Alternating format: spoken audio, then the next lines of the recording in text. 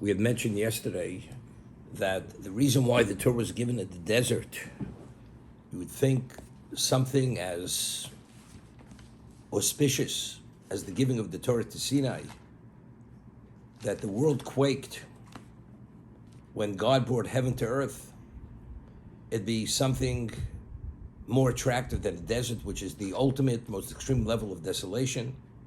So I'd mentioned the Gemara in the Dorim. The Gemara says that it's to indicate and communicate that when a person studies Torah and interacts with another person, one has to behave as if he's totally negated, like a desert. There's no identity. When it comes to the study of Torah, you're willing to negate yourself to the nth degree for the sake of the Torah, meaning that if there's a question of interacting with another person, as we read in Pirkei Avos, Mikom lamti hiskalti, that a person, David Melch says, if there was anything I could learn from anyone, even somebody who was lesser than I was, there was nothing, there were no impediments, that should be a source of my learning and my knowledge.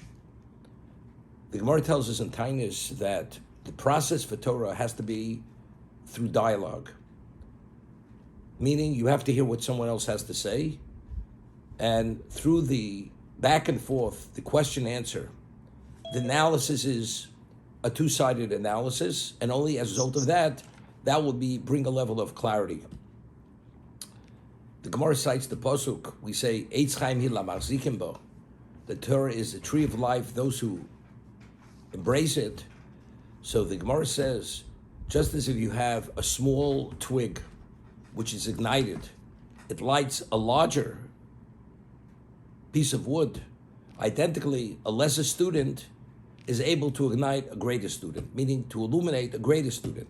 It's through the process of question and answer, even though one is lesser, one is greater, nevertheless, that brings about that level of what? Of clarity and elucidation through this process. What is the reason why a person's not willing to listen to another person or to value another person's comment or what he seems to indicate through his question or through his answer? It's usually its ego. I'm not willing. I think the way I say it is correct. I'm not even willing to consider what you say.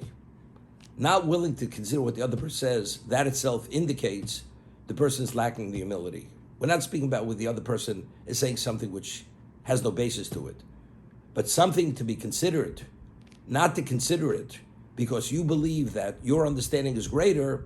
That's considered a shortcoming in the process of elucidating the Torah because it's lacking humility. So this is what it means. A person has to make himself ownerless, like a desert has no identity. There's a total lack of, as we said, of value. It has no value. A person has to behave as if he has no value versus his ego, and therefore he's receptive to hear what other people's comments are, other people's criticisms, and therefore this is how constructive criticism is able to bring about clarity. So the Baal HaTurim says over here, this Chumash begins Midbar Sinai, and in the previous closing parsha of Vayikra, it said, Elo ha-mitzvos ha-chukim, asher tziva Hashem es Moshe, Bar Sinai. These are the laws, the statutes.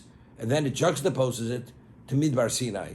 That just as over there, how do you come upon understanding and retaining the chukim mishpatim, which Hashem taught Moshe?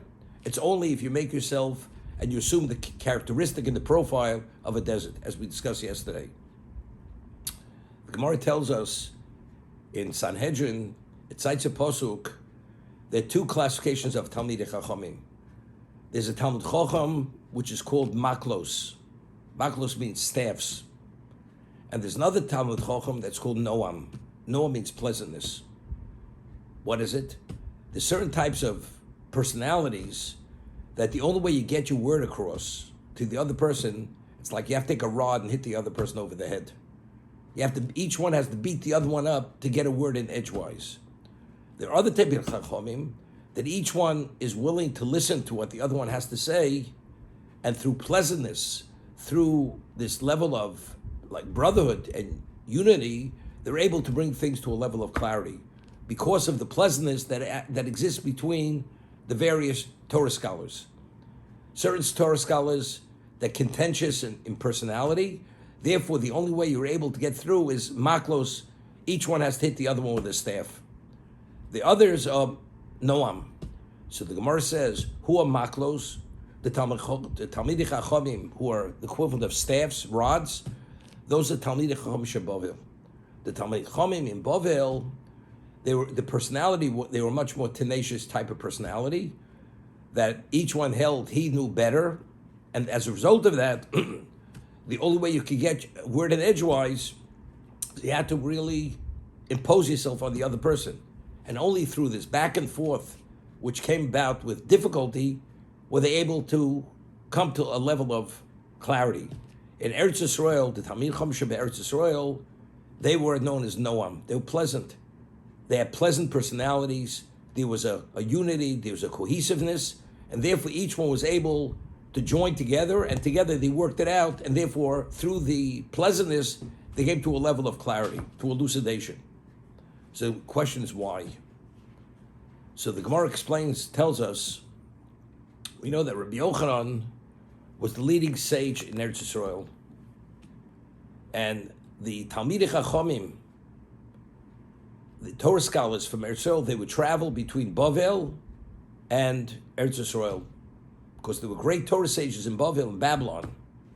This is after the destruction of the Second Temple period. Rabbi Yochanan is the author of the Yerushalmi, of the Jerusalem Talmud.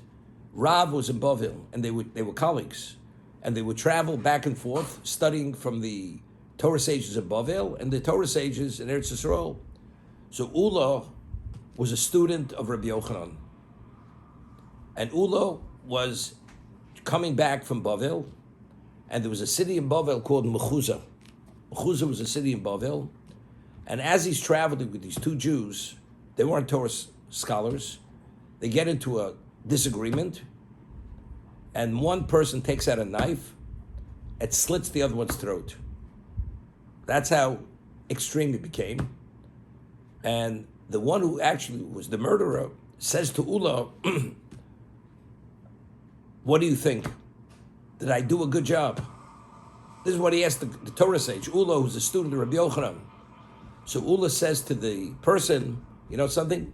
Maybe you should cut his throat a little bit more to make sure that you did a complete job.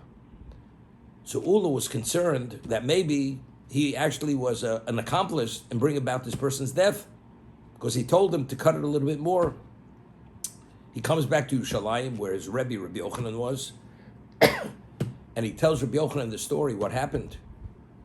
So he asks him, was I an accomplice to murder? My comment that said cut a little bit more, my comment did it contribute to the person's death? Rabbi Yochanan says, no, you don't have to worry. Once he slit his throat, he basically killed him, so your comment meant nothing. It didn't in any way exaggerate the situation. He killed him. But Rabbi Yochanan says, one thing I'm amazed. I mean, how do Jews behave this way? To be so contentious with one another and so intolerant that one Jew should take a knife and cut the other one's throat. So Ula says to his Rebbe, this incident happened, we didn't cross the Jordan yet. We're still on the back, we didn't cross into Eretz Yisrael proper. We didn't cross the Jordan. So Rabbi Yochanan says, now I understand. Why? Because it says in the Tochacha that I will give you there, when you go into exile, you will have a leiv ragoz. You will have an incited, angry heart. You will be at a level of such intolerance, you cannot tolerate another person. The golus, being outside of Eretz Yisrael, will create an emotional disruption to the point that even to behave with such level of behavior. So when he told his Rebbe, Rabbi Yochanan, they didn't cross the Jordan yet, that these people from Mechuzah, they didn't enter Eretz Yisrael proper yet, he says, now I understand why it could happen. Why it could happen. What does that mean? Leiv ragos. If a person feels overwhelmed, mentally, emotionally, taxed, overwhelmed.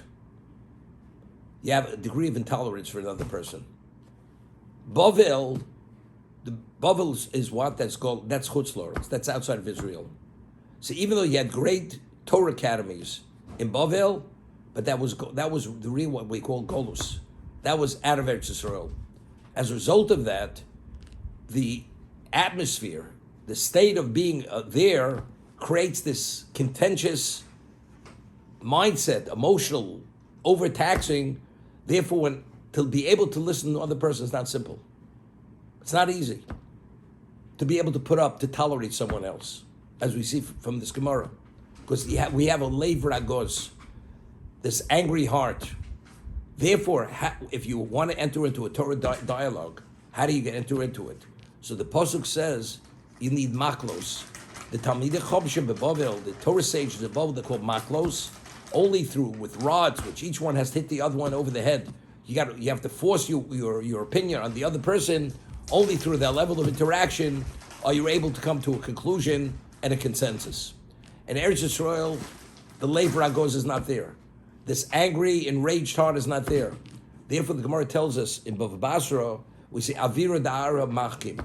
The atmosphere in Eretz Yisrael allows wisdom to develop, because since we don't have all this overwhelming distraction of emotional pressure, therefore we're willing to listen. The ability to listen to another person and to value another person's opinion, that allows for this level of elucidation and for this level of pleasantness, rather than this contentious interaction between two Torah sages. That's what it is. So therefore, and that's what Rabbi Yochanan said, when Ula said to Rabbi Yochanan, we didn't yet cross the Jordan, he says, now I understand, because there you have leiv ragos. The Gemara tells us that the Torah of Bavel, although we rule always like the Babylonian Talmud, because the Bavli, Talmud Bavli, was authored after the Talmud Yerushalmi, after the Yerushalmi Jerusalem Talmud. Because every decision in the Bavli took into account the opinion of the Yerushalmi, of the Jerusalem Talmud. As a result of that, the opinion of the Bavli was only after taking into consideration the position of the Yerushalmi. Therefore, we rule like the Bavli, not like the Yerushalmi. So whenever there's an argument, Bavli Yerushalmi, we rule like the Bavli or Yerushalmi. So although Yerushalmi was Noam, the Talmidei Chachamim Bavel were Noam, there was this pleasantness, of course this enraged heart, this emotionally being taxed didn't exist in Eretz Yisrael. Nevertheless, but since in fact it was taken into consideration before they issued decisions in Bavel, in the Babylonian Talmud, therefore we rule like the Babylonian Talmud. That's the reason. Now,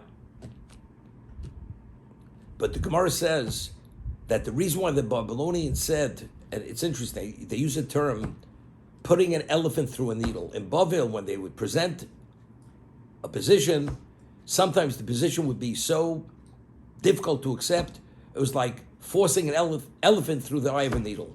So the Gemara says, why? Because since they live ba'ara de chashucha, they live in a blackened land, meaning being the Golus is so overwhelmingly suffocating, therefore there's such a lack of clarity of oxygen, therefore they say their level of svara, of cogency, is like putting an elephant through a needle. But it's all related to this.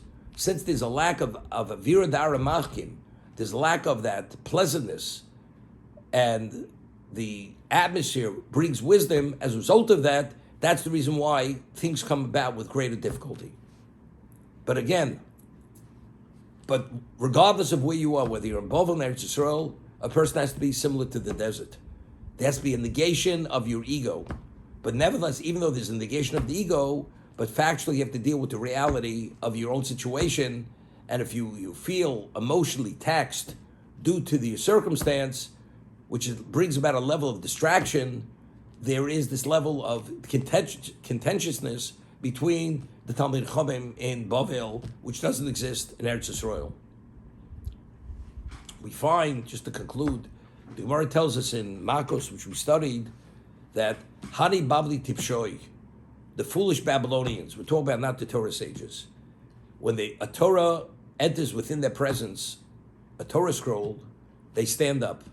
But when a Gaver Rabbo, when a great Torah sage walks within their proximity, they don't stand up.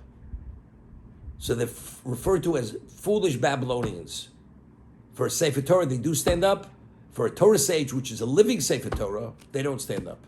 As they say in the vernacular, they don't get it. Although the value of the Torah itself is the study of the Torah, and the Torah sage becomes the object of holiness, they don't understand, they don't make that linkage, they don't ever cross that bridge. The artifact, the Torah scroll is something innately holy. The other person studies, he's not really that. Therefore, they're referred to as foolish Babylonians. And we find this terminology used that the foolish Babylonians, we had a Gemara, it says, Ochlin nama binamo. When they eat porridge, they eat it with bread. So it's eating grain, it's eating bread with bread. That's what they do. Meaning there's a certain earthiness about them that they don't understand. If they'd be more sophisticated due to their understanding, they would eat bread with porridge because it's grain with grain. It's like a person eats oatmeal and eats it with a piece of bread. It's that kind of thing. And they're referred to as Rosodeh Bavloi Tipshoi, the foolish Babylonians. But the foolishness is rooted in the atmosphere, in the environment, which doesn't allow them this level of refinement and clarity to behave differently.